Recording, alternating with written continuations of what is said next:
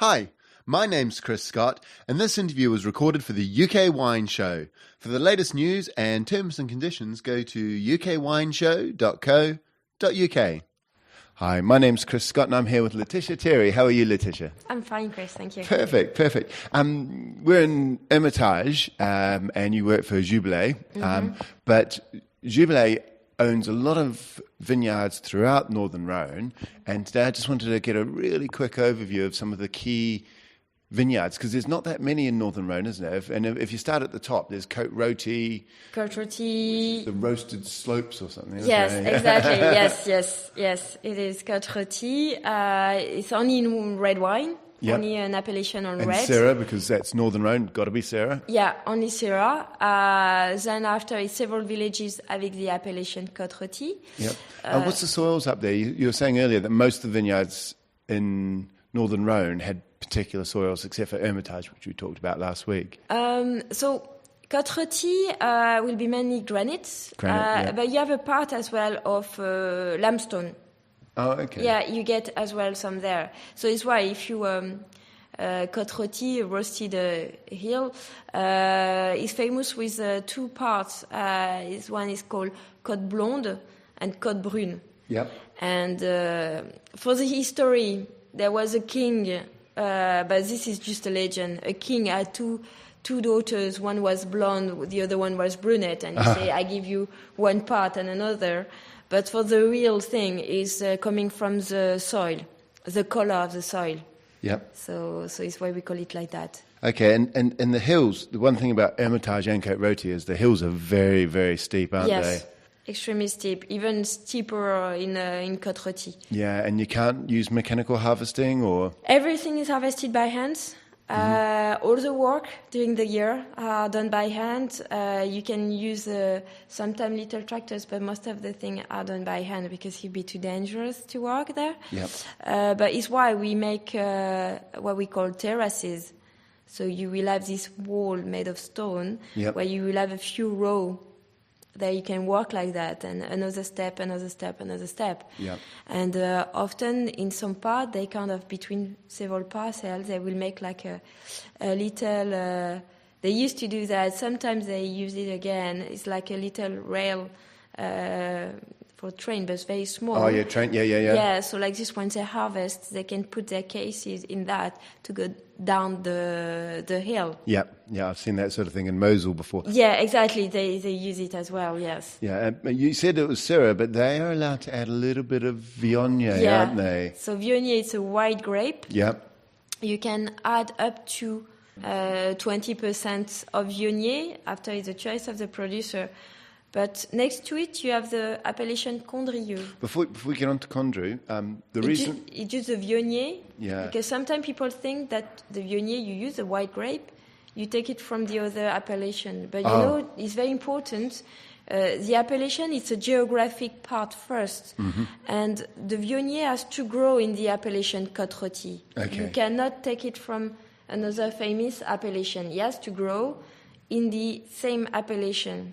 Okay. So this is important. And they do something weird with it. They co-ferment the wine, don't they? Which is a wee bit unusual, because normally when you're making a wine of different grape varieties, you'll blend it. You make the wine, then you blend it together. Yeah. Whereas with Côte Rôtie, they will co-ferment the Viognier and the Shiraz or the Syrah together. Yeah. Do you know why they do that? It's really to get the real flavor of the Viognier. The maturity won't be at the same time. But the idea is to, when they start the fermentation, you all start together.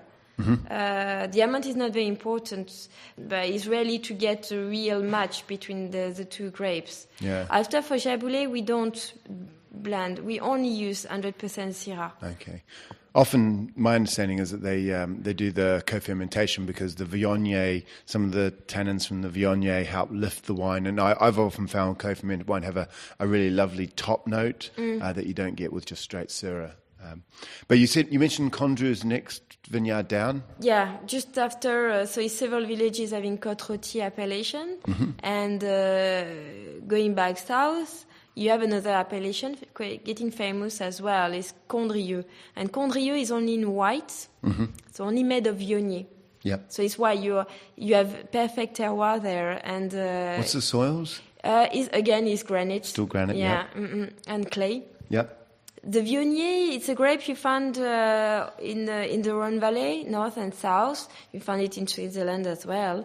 But the Condrieu will be the best expression of this grape. Yeah, I really love Condrieu. Yeah. I think it's nice. A lot of people say that you should drink Condrieu young, but I've had old Condrieux that I've actually, there's a famous producer, Rennie Rostang up there, and I've had, I think it was about 2001 and then about 2011. And we actually tasted them blind with my team, and almost everybody preferred the 2001. So you can get older Condrieu and enjoy it. For like this type of wine, it really depends what the producer is looking for.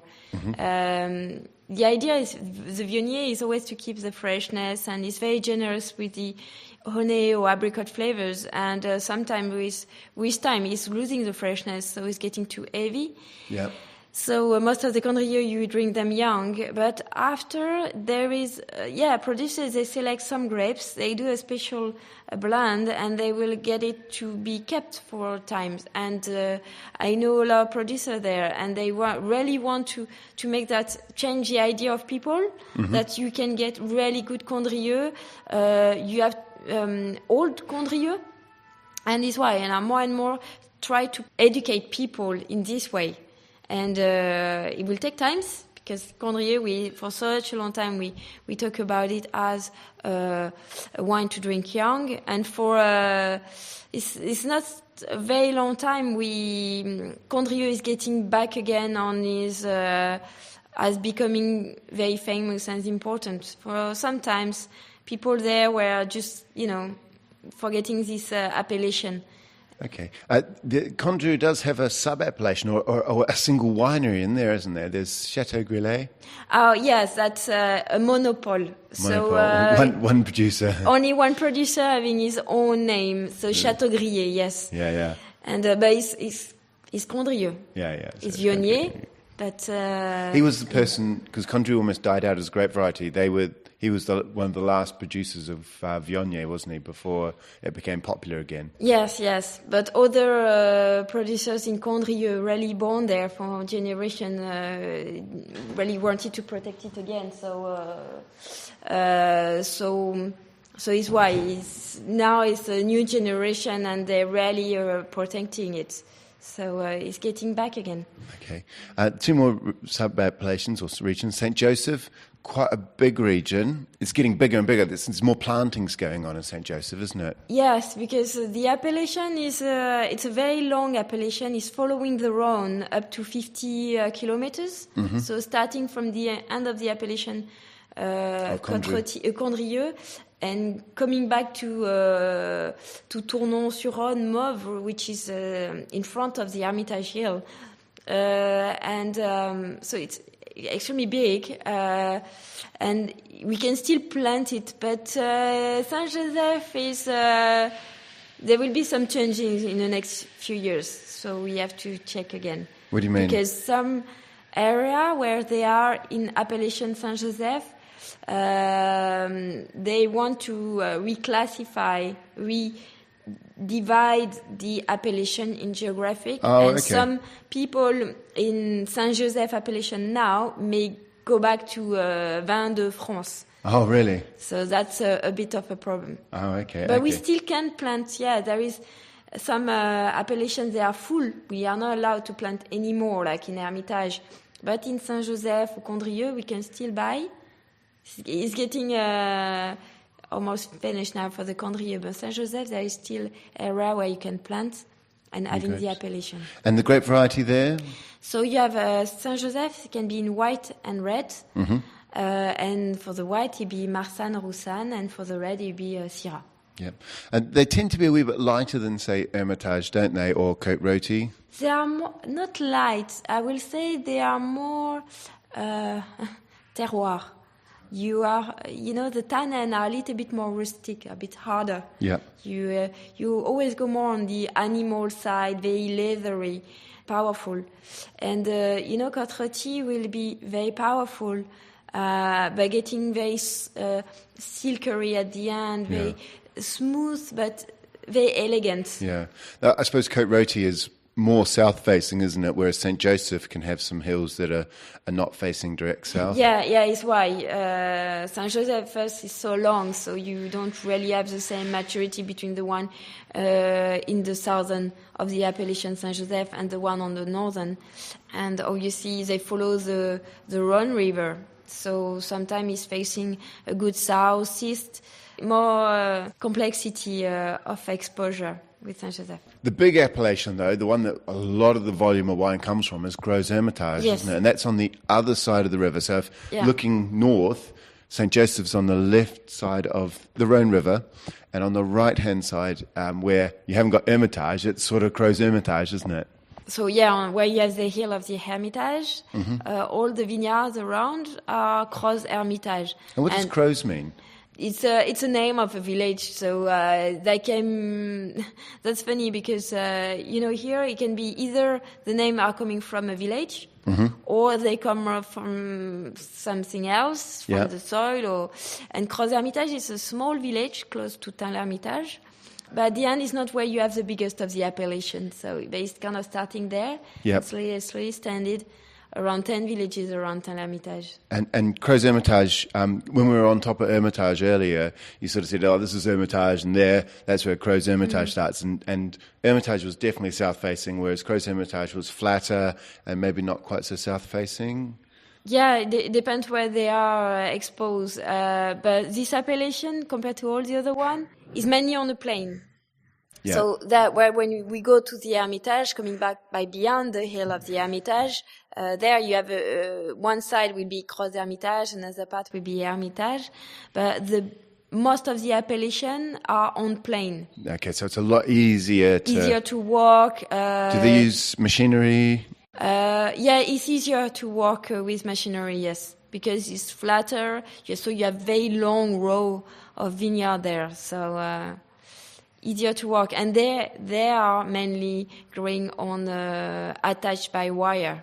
Oh yes. Most of the other appellation, because it's steep slope, they are attached individually. Yeah, I noticed that there's poles. You have a pole, and then the grapes are sort of tied on in 3 places with some normal Hessian rope. So this is we call that échalas. Échalas. It's the typical name. So it's so each vine is attached to one échalas. So it's a way to walk around. It's easier, like we talked about before. That's an easier way for the people to walk around the vineyard because it's so steep. So it'd be dangerous if we had wire. So we can move to one vine to another. Following the way of the slope is, and all this is attached like that. That's for the photosynthesis. Okay. Whereas Gros Hermitage is a bit flatter, so they can run normal trellising. Yes. All that sort of thing. And the wines at Gros Hermitage, they tend to be a bit cheaper as well, don't they? If you think about Hermitage, which is quite a pricey wine. Yes. Whereas Gros Hermitage is always a bit more. Yeah, most of the time it's cheaper. Yeah. Also, first because it's a big appellation, so you have it's under 1,500 hectares almost all in total. Yeah. So you have many producers. So you have so different type of Gros Hermitage. Most of the time they are to be drinking young. After, again, that depends how you blend your grapes, how you do your aging. We making 3 red, 3 whites. There are 3 different Gros Hermitage, so all of them, some will be cheap, and some will be quite expensive for Gros Hermitage. So really you need to, here compared to other region, we don't have classification. We only have appellation. You will know when you have wine from Hermitage or Côte Rôtie. They are very high quality wines, very good for aging. And then you have Gros Hermitage, and Gros Hermitage you need to know a bit more. So to know your producer, to know which cuvée they are making, because some of them, they have to be kept for at least 10 years. Oh, really? They're following the idea of an Hermitage. Yeah, we have one of them is like that. It's on hill. He got a very good exposure, and it's very complex, and he's really going on the Hermitage. style. Okay, so you do get a range of sort of everyday gluggers right through to good quality stuff, but you can't tell by the appellation, which is something Yeah, tricky. it's why you need to do a bit of work, homework to check by yourself. And the grape varieties again are Syrah, Marsanne, Roussillon. And Roussanne, yes. Yeah, no Viognier? Viognier is only in Condrieu appellation. And Côte Rôtie for the co-fermentation. And a little bit in the Côte Rôtie. But as 100% Viognier, that will be only Condrieu. And the last region, which, to be honest, I don't really know too much about, is Cornas. So then we go back to the Saint-Joseph side. Yeah. And That's right. How do you pronounce it? It's Cornas. Cornas. It is, because with French, most of the time you don't say the S on the end. Depends. Yeah. We are very complicated for that. So there is villages where sometimes you say it, sometimes you don't say it, but there you say it. Yeah. Cornas. So it's Cornas. Okay. Tell me about Cornas. So Cornas is a little bit further south, but like 10 kilometers, 15 kilometers down on the other side of the Rhone. So it's a little village giving only one appellation, Cornas, in red. Yep. It's only red. Yeah. And it has to be 100% Syrah. Yeah. You are not allowed to add any other grapes, no even white. Okay. And next to it, so it's a small appellation. It's like 120 hectares only. Yeah. But it's going quite high, the vineyards. They go very high. You can have vineyards on 420 meters altitude. Okay. Which most of the time is the highest vineyard you get there. And it's very strong, powerful Cornas. Yeah, deep-coloured. Yeah, always dark. Full-bodied. Yes. It's well known as a hunter wine. Hunter? Hunter? The chasseur, yes. Yeah. Because it's a lot of hunting around here. Oh, okay. A lot of wild boar and goose and rabbits. And this wine is powerful and is made for that. We always drink a Cornas. We always go with red meat or any powerful meat.